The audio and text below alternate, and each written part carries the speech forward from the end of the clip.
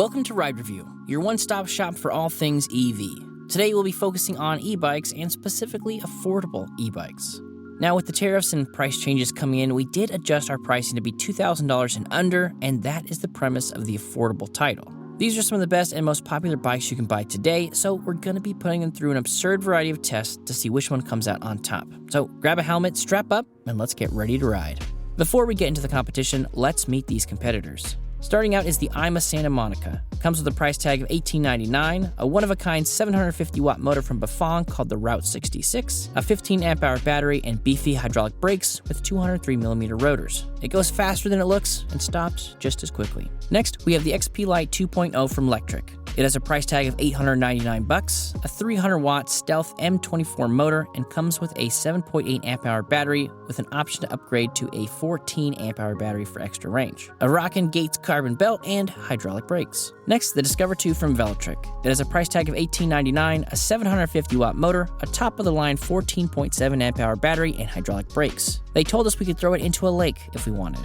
We didn't, but we definitely thought about it. Next, the Level 2 from Aventon. It has a price tag of $18.99, a 500-watt motor, a 14 amp-hour battery, and hydraulic brakes. It's a good all-around commuter-type bike for most folks. Next, the Tahoe Step-Through from Elux. It has a price tag of $16.95, a 500-watt motor, a 14.5 amp-hour battery, with the option to upgrade to a 20 amp-hour battery, and some of the best hydraulic brakes at this price point. It's perfect for taller folks who like to cruise around on the pavement.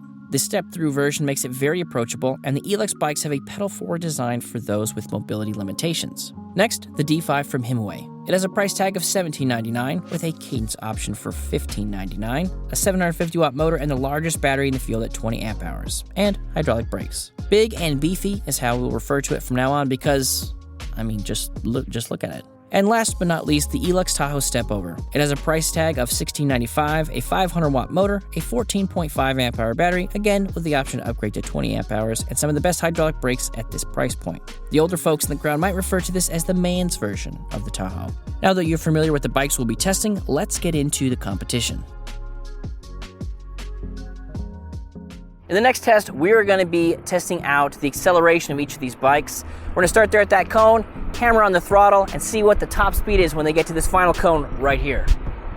The slowest speed of the day goes to the XP Lite 2.0, crossing the finish line at 15.5 miles per hour. Given the fact that the M24 motor peaks just above where most of these motors begin, it makes a lot of sense with its placement here. Next, we have the Level 2 coming up to a speed of 16.5 miles per hour. Again, this motor peaks where most of the others begin. Then it was the Discover 2, finishing with a top speed of 18 miles per hour. It has 3 separate modes for each level of pedal assist, but really shines after the 20 mile per hour mark based on our testing. Next, it was the D5's turn, and it crossed the mark at a speed of 18.5 miles per hour. It's one of the more stable bikes at 28 miles per hour, but it does take it a bit longer to get there when compared with our top 3. Then it was the Tahoe Step-Through at 19 miles per hour. These DAPU motors really shone throughout the competition, really saw nominal to peak wattage ratios here, all while being pretty quiet when compared with the rest of the field. Coming in second was the Santa Monica at 19.8 miles per hour. The Route 66 motor is one of the best motors we tested this year, so coming in second makes a lot of sense. And the winner was the Tahoe Stepover, topping the competition with a crossing speed of 20 miles per hour. Can't get much better than that. Unless we're talking about a Suron, and we're not, because we're talking about affordable e-bikes. Didn't you read the title of this video? Honestly, the Tahoes both finishing in the top 3 was a bit of a surprise, but after further riding, the DAPU motors might be one of the most underrated motors we've been on. The Route 66 from Bafang is definitely not underrated and performed pretty much as well as we'd expect. We know that you don't care what your friends think, but if we did, what would they say about your new e-bike? Today, we'll find out what people on the streets think of these affordable e-bikes. Oh, here we go. We got somebody.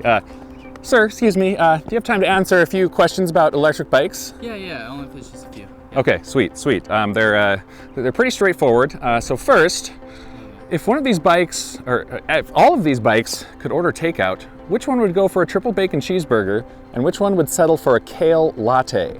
Ooh, a kale latte, I would say the Hemingway. All right. Then triple burger, I would say the red one.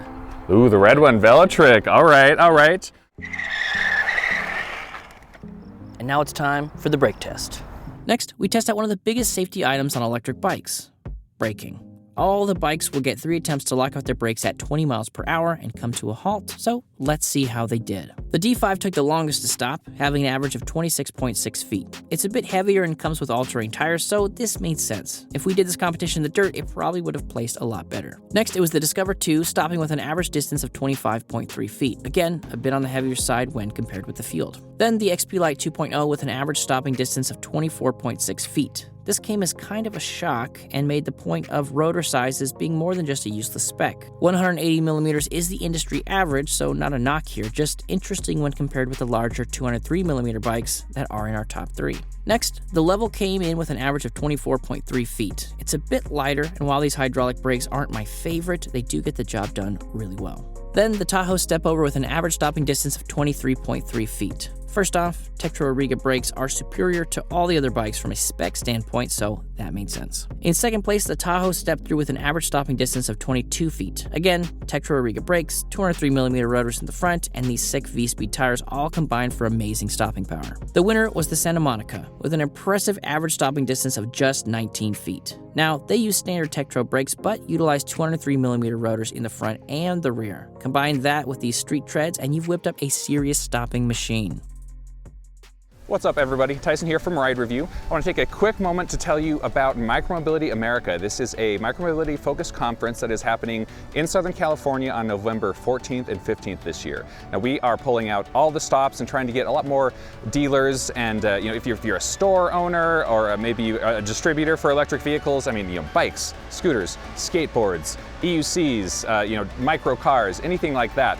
We want to get you involved at this event. We're going to have representatives from hundreds of manufacturers there. Most of these representatives are going to be, C-level, founders, engineers. So if there's brands that you're interested in, you can, skip the email chains and just go, straight to the people who actually make the decisions and can really tell you what these products are about and why they made them this way. Also at this event, you can expect, we're going to have networking mixers, we're going to have after parties, we're going to have the dealer awards, we're going to have a Shark Tank style competition where manufacturers can bring in some of their, new and outlandish product ideas, and then the dealers will get a chance to, vet those and rank those, see if they're going to be good for the market or not. If you guys are interested, please check out the description of the video. You're going to find a link where you can learn more and get registered. All right, back to the video.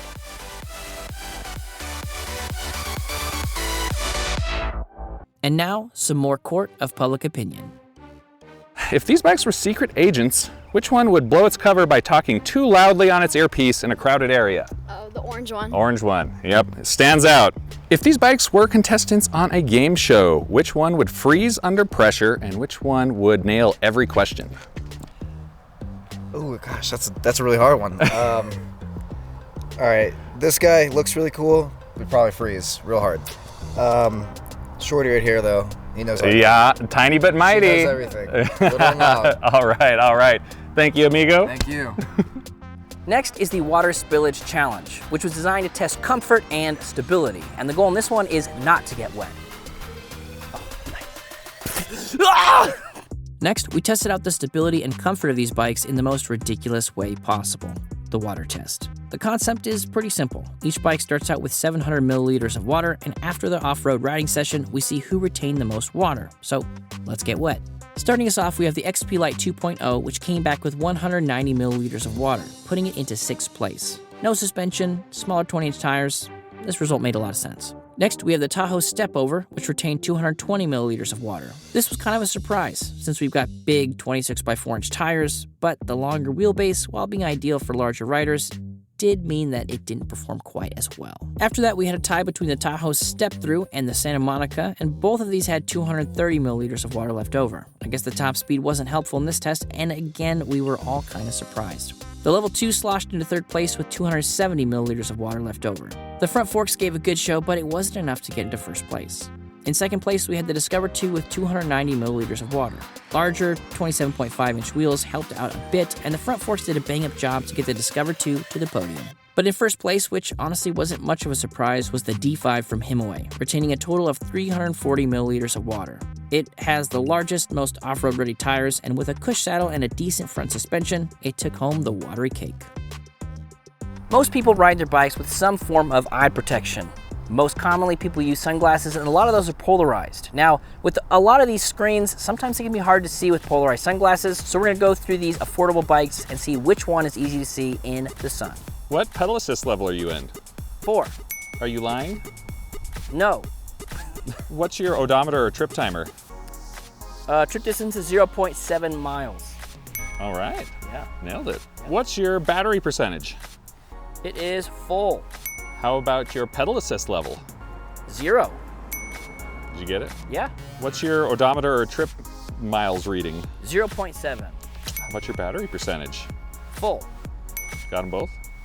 Yeah. Nailed it. Yeah, nailed it. What's your pedal assist level? 5. How about your battery level? 53.0 volts, according to the BMS. Sir. How many tacos can you eat in 5 minutes? 5. What's your current battery charge level? I can't really tell. I see some squiggles, but I can't tell. How about your pedal assist level? It is 4. How about the distance from here to Denver in cubits? 63,287.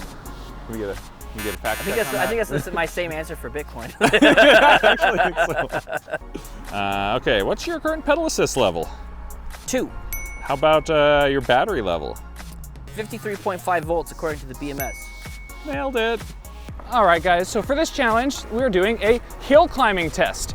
We are going to use throttle only and climb an extremely steep hill, and then we will see who makes it to the top and who doesn't.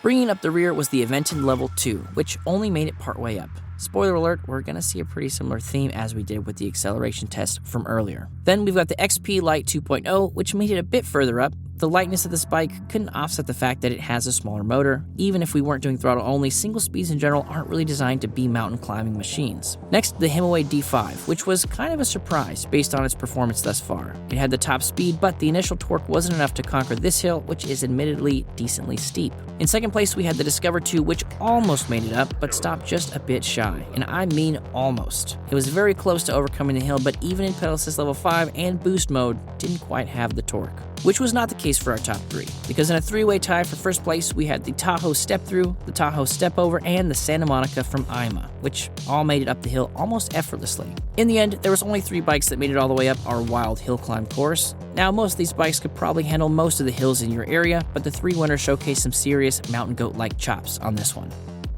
There are many things to consider when getting an e-bike, and when budget is a concern, you might need to figure out how to get the most bang for your buck, and that'll vary as to what it is based on your unique situation. In light of that, let's get on with our first annual Affordable Awards. If you want ultimate range, and for this award we'll be looking at battery capacity. This is a rough gauge of range, and there are several factors, but the award for the largest capacity battery goes to the Himaway D5. The Himaway D5 blows the rest of the field away with its large 20 amp hour battery, which does come stock. If you're someone who's concerned about battery safety, and while all these bikes are UL certified and you don't need to worry about any of them, the award for safest and most waterproof battery goes to the Discover 2 from Velotric.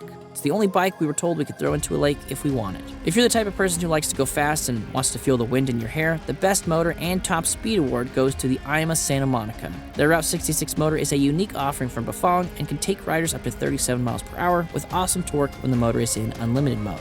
For Best Vibe, which admittedly is a very subjective award, we're handing that out to the 2 Elux Tahoes. They have a certain je ne sais quoi that needs to be experienced to be appreciated. And if you're someone who is looking to spend as little as possible while still getting a great value for your money, the most affordable award goes to the Electric XP Lite 2.0. At a price of just $899, the XP Lite 2.0 is the most affordable in the field, and while it didn't blow the competition away in many of the categories we tested, it's still an amazing value for the money and the lightest as well. With all of those awards out of the way, let's get to the moment you've been waiting for, the final scores for these affordable bikes. In 6th place, the Electric XP Lite 2.0. In 5th place, the Aventon Level 2. In 4th place, the Himaway D5. In 3rd place, the Velotric Discover 2. In joint 2nd, the Step Over and Step Through versions of the Elux Tahoe. And in 1st place, separated from last place by 14 sweet points, is the IMA Santa Monica.